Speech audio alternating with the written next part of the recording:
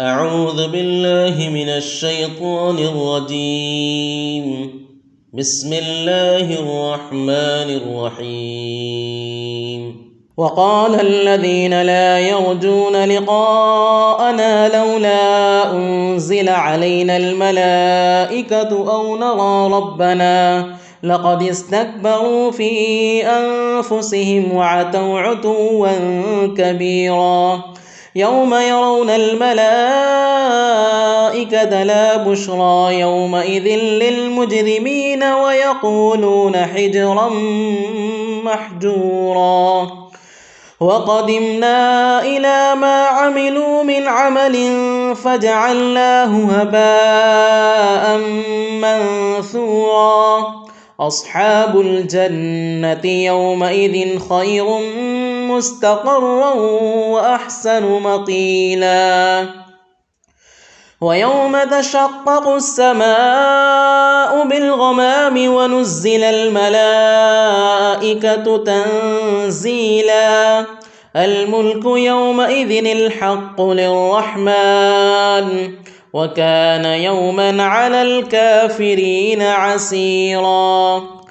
ويوم يعض الظالم على يديه يقول يا ليتني اتخذت مع الرسول سبيلا. يا ويلتى ليتني لم أتخذ فلانا خليلا.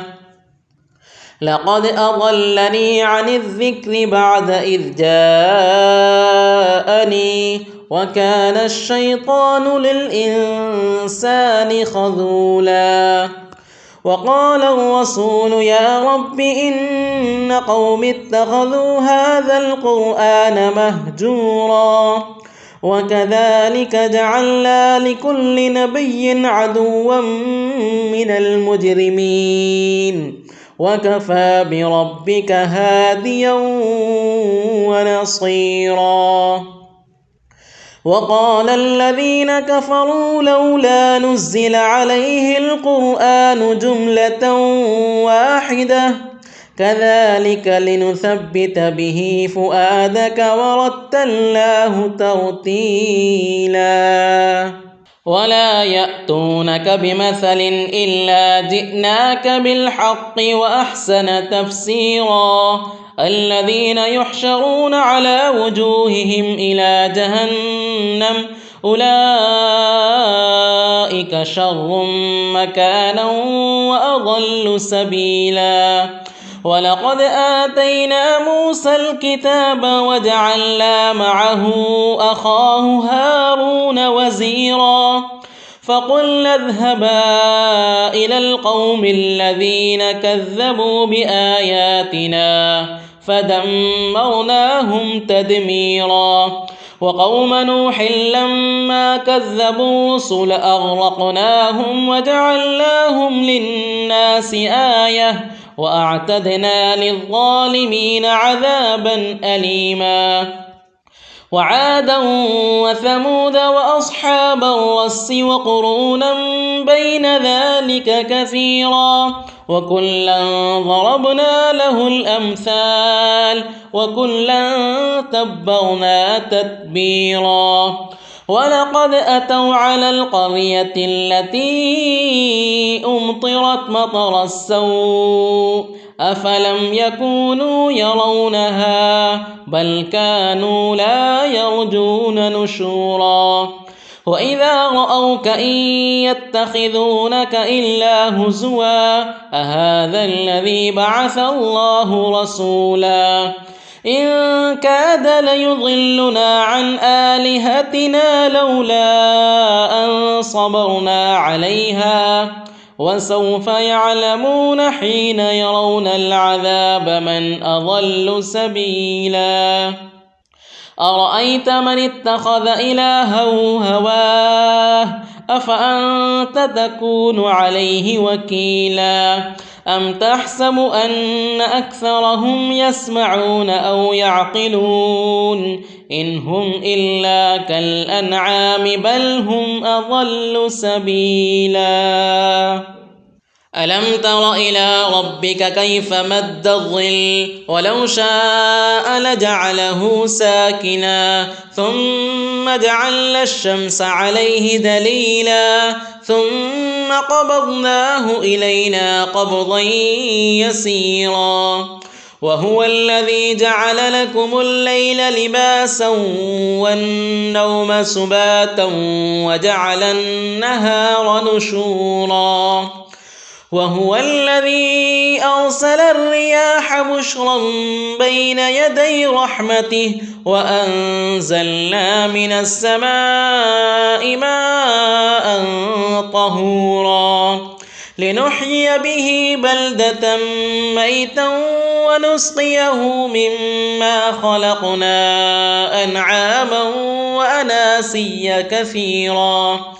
ولقد صرفناه بينهم ليذكروا فأبى أكثر الناس إلا كفورا ولو شئنا لبعثنا في كل قرية نذيرا فلا تطع الكافرين وجاهدهم به جهادا كبيرا وهو الذي مرج البحرين هذا عذب فرات وهذا ملح أجاج وجعل بينهما برزخا وحجرا محجورا وهو الذي خلق من الماء بشرا فجعله نسبا وصهرا وكان ربك قديرا ويعبدون من دون الله ما لا ينفعهم ولا يضرهم وكان الكافر على ربه ظهيرا وما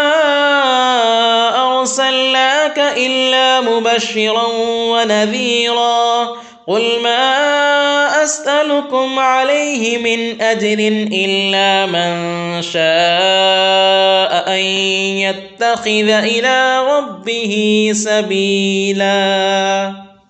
وتوكل على الحي الذي لا يموت وسبح بحمده وكفى به بذنوب عباده خبيرا الذي خلق السماوات والأرض وما بينهما في 6 أيام ثم استوى على العرش الرحمن فاسأل به خبيرا وإذا قيل لهم اسجدوا للرحمن قالوا وما الرحمن أنسجد لما تأمرنا وزادهم نفورا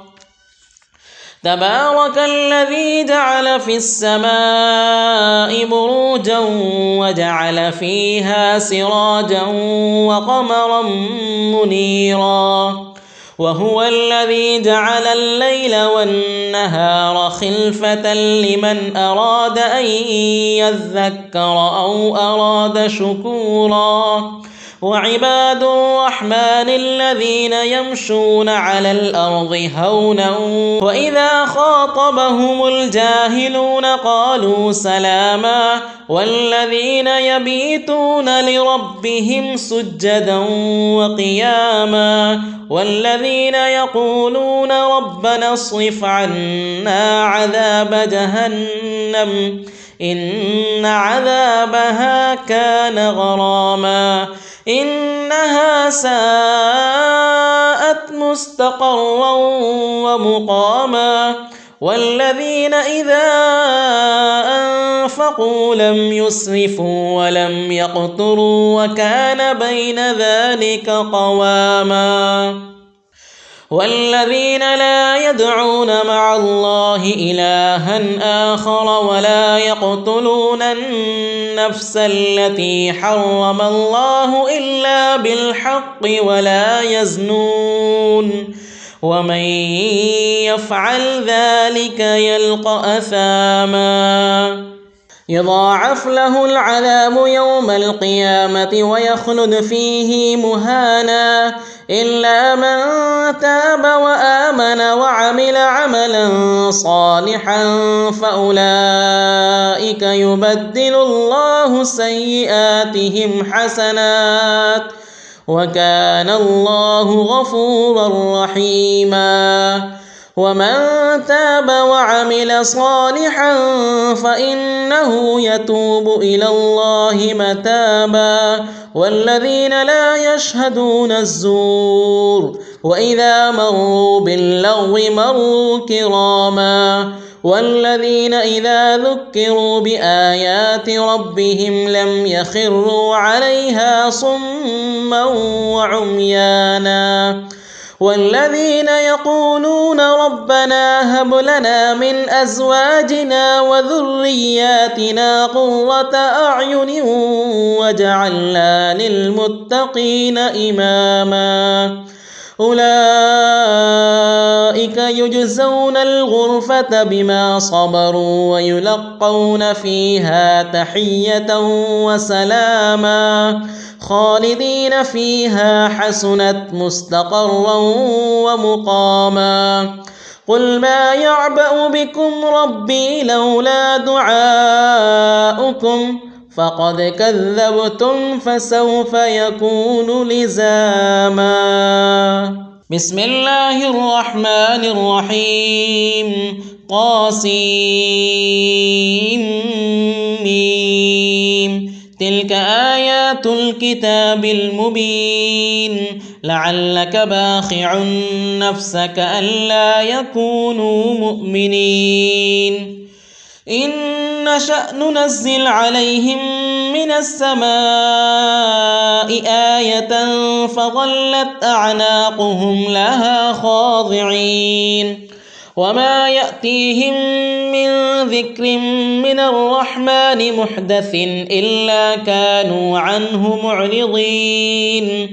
فقد كذبوا فسيأتيهم أنباء ما كانوا به يستهزئون. أولم يروا إلى الأرض كم أنبتنا فيها من كل زوج كريم إن في ذلك لآية وما كان أكثرهم مؤمنين وإن ربك لهو العزيز الرحيم. وإذ نادى ربك موسى أن ائت القوم الظالمين قوم فرعون ألا يتقون قال رب إني أخاف أن يكذبون ويضيق صدري ولا ينطلق لساني فأرسل إلى هارون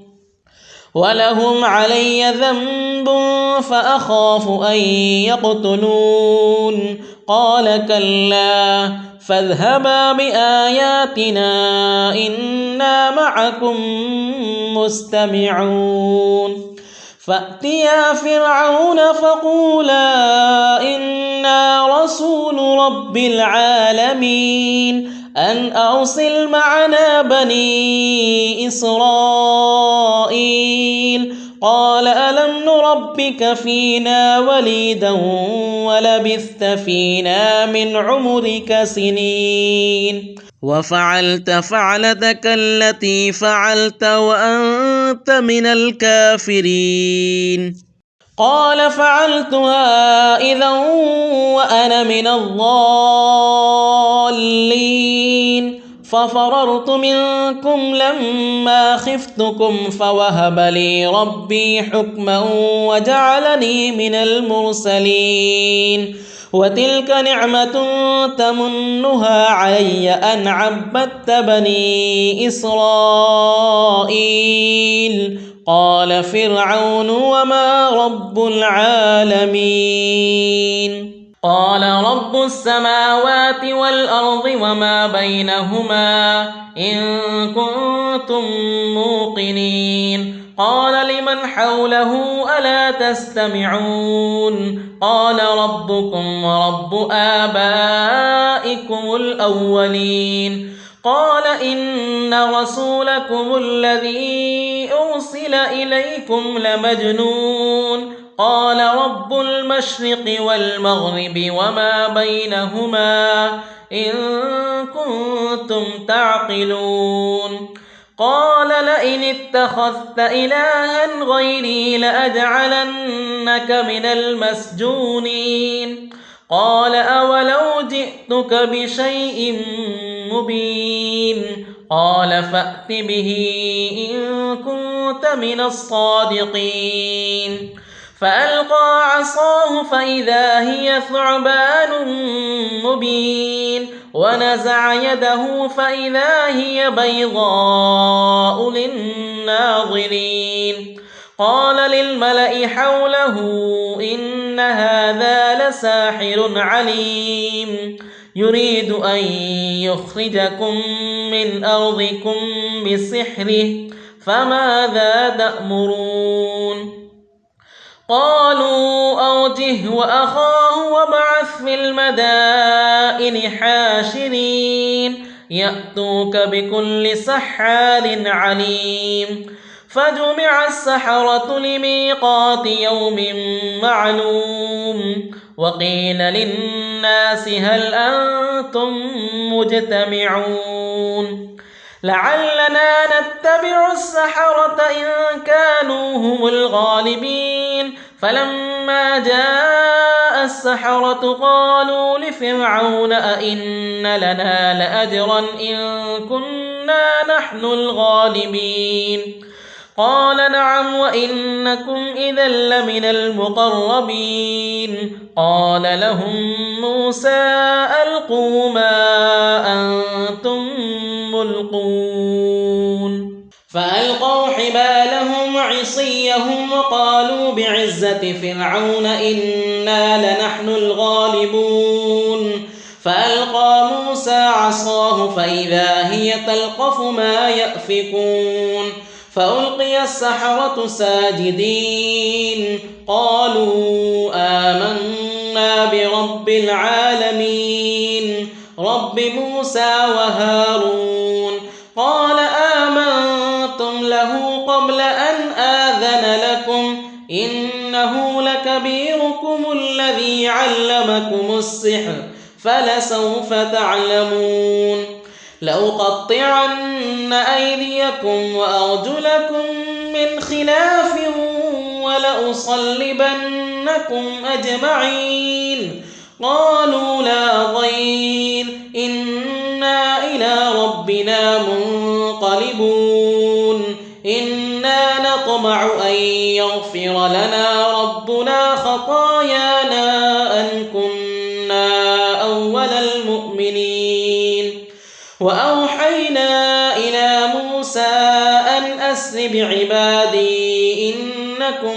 متبعون فأرسل فرعون في المدائن حاشرين إن هؤلاء لشرذمة قليلون وإنهم لنا لغائظون وإنا لجميع حاذرون فأخرجناهم من جنات وعيون وكنوز ومقام كريم كذلك وأورثناها بني إسرائيل فأتبعوهم مشرقين فلما تراءى الجمعان قال أصحاب موسى إنا لمدركون قال كلا إن معي ربي سيهدين فأوحينا إلى موسى أن اضرب بعصاك البحر فانفلق فكان كل فرق كالطود العظيم وأزلفنا ثم الآخرين وأنجينا موسى ومن معه أجمعين ثم أغرقنا الآخرين إن في ذلك لآية وما كان أكثرهم مؤمنين وإن ربك لهو العزيز الرحيم واتل عليهم نبأ إبراهيم إذ قال لأبيه وقومه ما تعبدون قالوا نعبد أصناما فنظل لها عاكفين قال هل يسمعونكم إذ تدعون أو ينفعونكم أو يضرون قالوا بل وجدنا آباءنا كذلك يفعلون قال أفرأيتم ما كنتم تعبدون أنتم وآباؤكم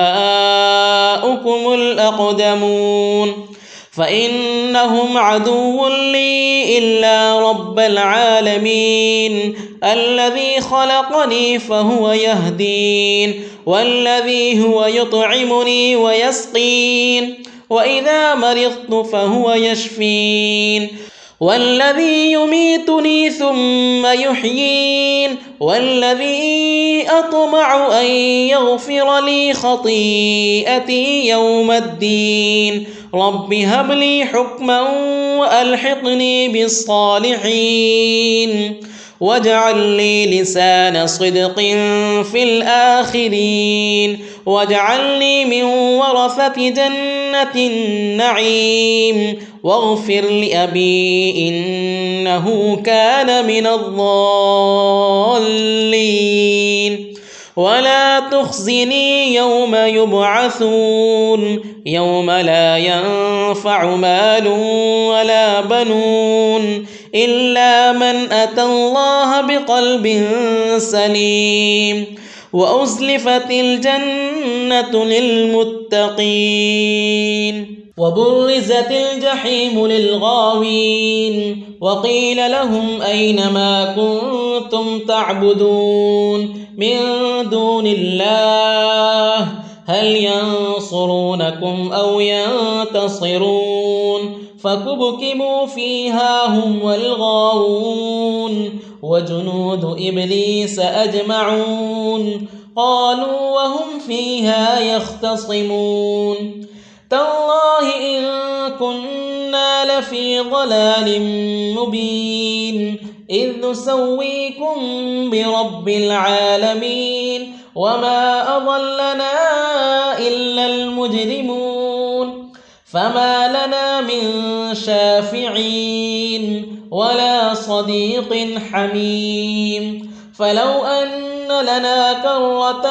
فنكون من المؤمنين إن في ذلك لآية وما كان أكثرهم مؤمنين وإن ربك لهو العزيز الرحيم كذبت قوم نوح المرسلين إذ قال لهم أخوهم نوح ألا تتقون إني لكم رسول أمين فاتقوا الله وأطيعون وما أسألكم عليه من أجر إن أجري إلا على رب العالمين فاتقوا الله وأطيعون قالوا أنؤمن لك واتبعك الأرذلون قال وما علمي بما كانوا يعملون إن حسابهم إلا على ربي لو تشعرون وما أنا بطارد المؤمنين إن أنا إلا نذير مبين قالوا لئن لم تنته يا نوح لتكونن من المرجومين قال رب إن قومي كذبون فافتح بيني وبينهم فتحا ونجني ومن معي من المؤمنين فأنجيناه ومن معه في الفلك المشحون ثم أغرقنا بعد الباقين إن في ذلك لآية وما كان أكثرهم مؤمنين وإن ربك لهو العزيز الرحيم كذبت عاد المرسلين إذ قال لهم أخوهم هود ألا تتقون إني لكم رسول أمين فاتقوا الله وأطيعون وما أسألكم عليه من أجر إن أجري إلا على رب العالمين أتبنون بكل ريع آية تعبثون وتتخذون مصانع لعلكم تخلدون وإذا بطشتم جبارين فاتقوا الله وأطيعون واتقوا الذي أمدكم بما تعلمون أمدكم بأنعام وبنين وجنات وعيون إني أخاف عليكم عذاب يوم عظيم قالوا سواء علينا أوعظت أم لم تكن من الواعظين إن هذا إلا خلق الأولين وما نحن بمعذبين فكذبوه فأهلكناهم إن في ذلك لآية وما كان أكثرهم مؤمنين وإن ربك لهو العزيز الرحيم كذبت ثمود المرسلين إذ قال لهم أخوهم صالح ألا تتقون إني لكم رسول أمين فاتقوا الله وأطيعون وما أسألكم عليه من أجر إن أجري إلا على رب العالمين أتتركون فيما هاهنا آمنين في جنات وعيون وزروع ونخل طلعها هضيم وتنحتون من الجبال بيوتا فارهين فاتقوا الله وأطيعون ولا تطيعوا أمر المسرفين الذين يفسدون في الأرض ولا يصلحون قالوا إنما أنت من المسحرين ما أنت إلا بشر مثلنا فأت بآية إن كنت من الصادقين قال هذه ناقة لها شرب ولكم شرب يوم معلوم ولا تمسوها بسوء فيأخذكم عذاب يوم عظيم فعقروها فأصبحوا نادمين فأخذهم العذاب إن في ذلك لآية وما كان أكثرهم مؤمنين وإن ربك لهو العزيز الرحيم كذبت قوم لوط المرسلين إذ قال لهم أخوهم لوط ألا تتقون إني لكم رسول أمين فاتقوا الله وأطيعون وما أسألكم عليه من أجر إن أجري إلا على رب العالمين أتأتون الذكران من العالمين وتذرون ما خلق لكم ربكم من أزواجكم بل أنتم قوم عادون قالوا لئن لم تنته يا لوط لتكونن من المخرجين قال إني لعملكم من القالين رب نجني وأهلي مما يعملون فنجيناه وأهله أجمعين إلا عجوزا في الغابرين ثم دمرنا الآخرين وأمطرنا عليهم مطرا فساء مطر المنذرين إن في ذلك لآية وما كان أكثرهم مؤمنين وإن ربك لهو العزيز الرحيم كذب أصحاب الأيكة المرسلين إذ قال لهم شعيب ألا تتقون إني لكم رسول أمين فاتقوا الله وأطيعون وما أسألكم عليه من أجر إن أجري إلا على رب العالمين أوفوا الكيل ولا تكونوا من المخسرين وزنوا بالقسطاس المستقيم ولا تبخسوا الناس أشياءهم ولا تعثوا في الأرض مفسدين واتقوا الذي خلقكم والجبلة الأولين قالوا إنما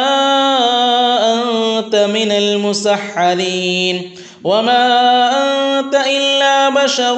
مثلنا وإن نظنك لمن الكاذبين فأسقط علينا كسفا من السماء إن كنت من الصادقين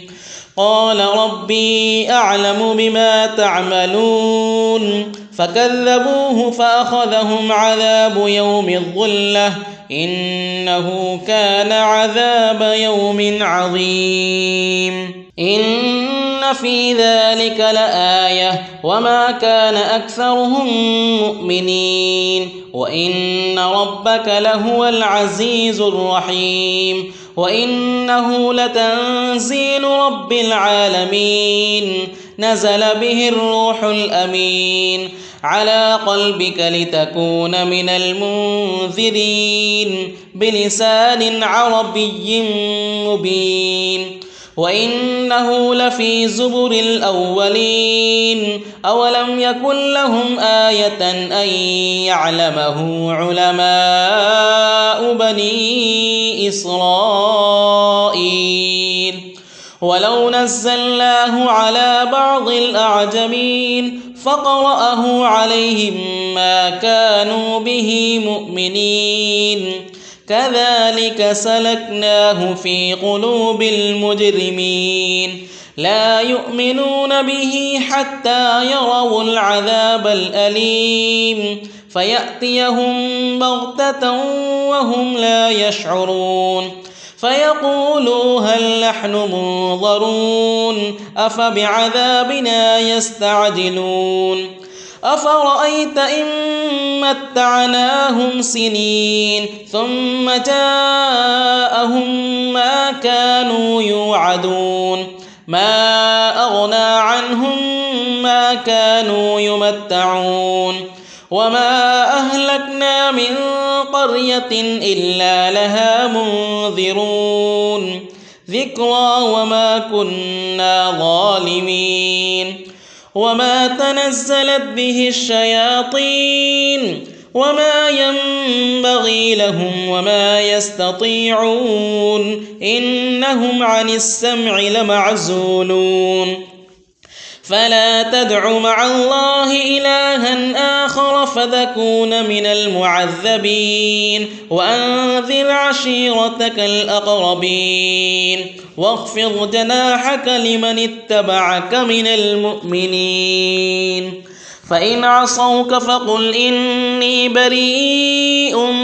مما تعملون وتوكل على العزيز الرحيم الذي يراك حين تقوم وتقلبك في الساجدين إنه هو السميع العليم هل أنبئكم على من تنزل الشياطين تنزل على كل أفاك أثيم يلقون السمع وأكثرهم كاذبون والشعراء يتبعهم الغاوون ألم تر أنهم في كل واد يهيمون وأنهم يقولون ما لا يفعلون إلا الذين آمنوا وعملوا الصالحات وذكروا الله كثيرا وانتصروا من بعد ما ظلموا وسيعلم الذين ظلموا أي منقلب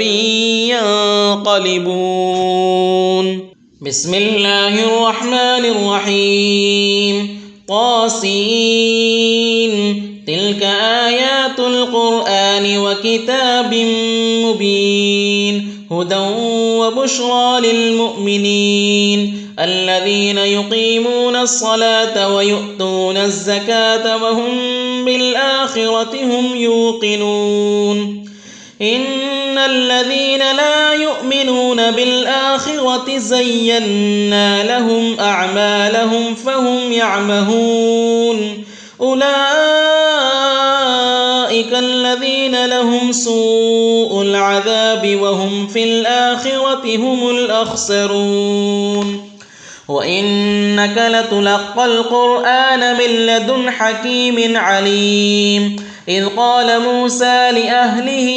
إني آنست نارا سآتيكم منها بخبر أو آتيكم بشهاب قبس لعلكم تصطلون. فلما جاءها نودي أن بورك من في النار ومن حولها وسبحان الله رب العالمين. يا موسى إنه أنا الله العزيز الحكيم وألق عصاك فلما رآها تهتز كأنها جان ولا مدبرا ولم يعقب. يا موسى لا تخف إني لا يخاف لدي المرسلون. إلا من ظلم ثم بدل حسنا بعد سوء فإني غفور رحيم. وأدخل يدك في جيبك تخرج بيضاء من غير سوء في 9 آيات إلى فرعون وقومه إنهم كانوا قوما فاسقين. فلما جاءتهم آياتنا مبصرة قالوا هذا سحر مبين وجحدوا بها واستيقنتها أنفسهم ظلما وعلوا فانظر كيف كان عاقبة المفسدين. ولقد آتينا داود وسليمان علما وقال الحمد لله الذي فضلنا على كثير من عباده المؤمنين. وورث سليمان داود وقال يا أيها الناس علمنا منطق الطير وأوتينا من كل شيء إن هذا لهو الفضل المبين. وحشر لسليمان جنوده من الجن والإنس والطير فهم يوزعون حتى إذا أتوا على واد النمل قالت نملة يا أيها النمل ادخلوا مساكنكم لا يحطمنكم سليمان وجنوده وهم لا يشعرون. فتبسم ضاحكا من قولها وقال رب أوزعني أن أشكر نعمتك التي أنعمت علي وعلى والدي وأن أعمل صالحا ترضاه وأدخلني برحمتك في عبادك الصالحين. وتفقد الطير فقال ما لي لا أرى الهدهد أم كان من الغائبين لأعذبنه عذابا شديدا أو لأذبحنه أو ليأتيني بسلطان مبين فمكث غير بعيد فقال أحطت بما لم تحط به وجئتك من سبأ بنبأ يقين إني وجدت امرأة تملكهم وأوتيت من كل شيء ولها عرش عظيم وجدتها وقومها يسجدون للشمس من دون الله وزين لهم الشيطان أعمالهم فصدهم عن السبيل فهم لا يهتدون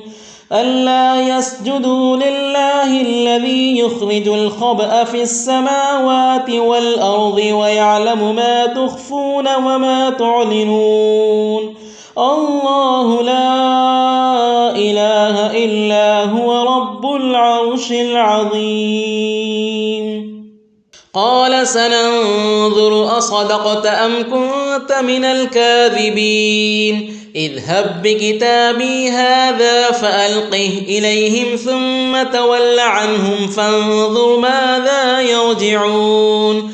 قالت يا أيها الملأ إني ألقي إلي كتاب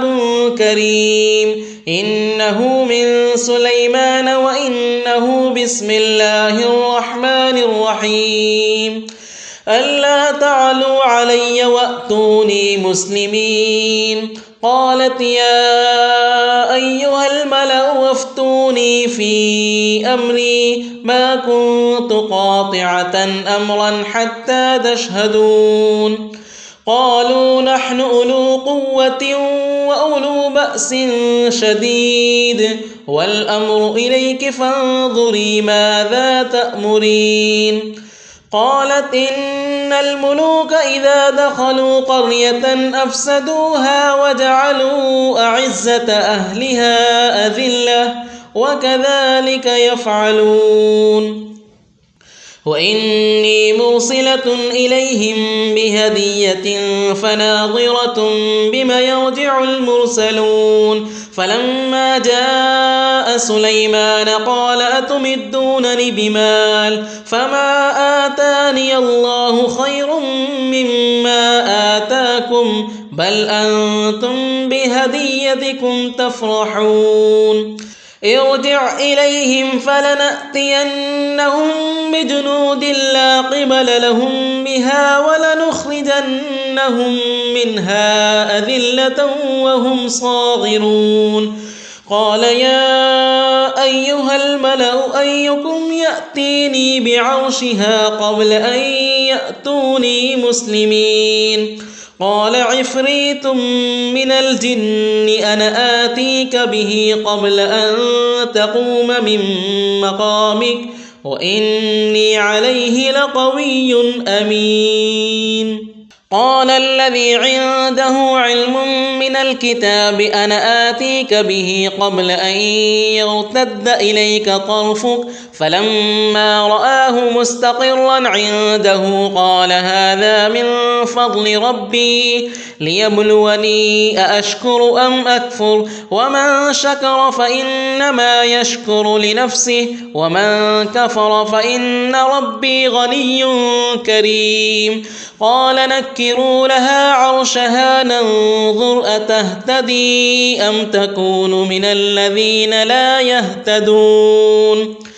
فلما جاءت قيل أهكذا عرشك قالت كأنه هو وأوتينا العلم من قبلها وكنا مسلمين وصدها ما كانت تعبد من دون الله إنها كانت من قوم كافرين قيل لها ادخل الصرح فلما رأته حسبته لجة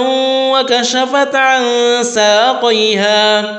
قال إنه صرح ممرد من قوارير قالت رب إني ظلمت نفسي وأسلمت مع سليمان لله رب العالمين. ولقد أرسلنا إلى ثمود أخاهم صالحا أن اعبدوا الله فإذا هم فريقان يختصمون. قال يا قوم لم تستعجلون بالسيئة قبل الحسنة لولا تستغفرون الله لعلكم ترحمون. قالوا اطيرنا بك وبمن معك قال طائركم عند الله بل أنتم قوم تفتنون. وكان في المدينة 9 رهط يفسدون في الأرض ولا يصلحون. قالوا تقاسموا بالله لنبيتنه وأهله ثم لنقولن لوليه ما شهدنا مهلك أهله وإنا لصادقون. ومكروا مكرا ومكرنا مكرا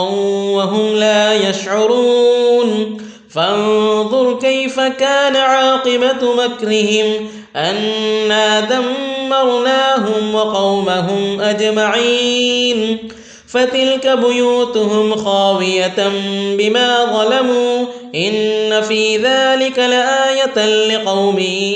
يعلمون. وأنجينا الذين آمنوا وكانوا يتقون. ولوطا إذ قال لقومه أتأتون الفاحشة وأنتم تبصرون أئنكم لتأتون الرجال شهوة من دون النساء بل أنتم قوم تجهلون. فما كان جواب قومه إلا أن قالوا أخرجوا آل لوط من قريتكم إنهم أناس يتطهرون. فأنجيناه وأهله إلا امرأته قدرناها من الغابرين. وأمطرنا عليهم مطرا فساء مطر المنذرين. قل الحمد لله وسلام على عباده الذين اصطفى الله خير أما يشركون.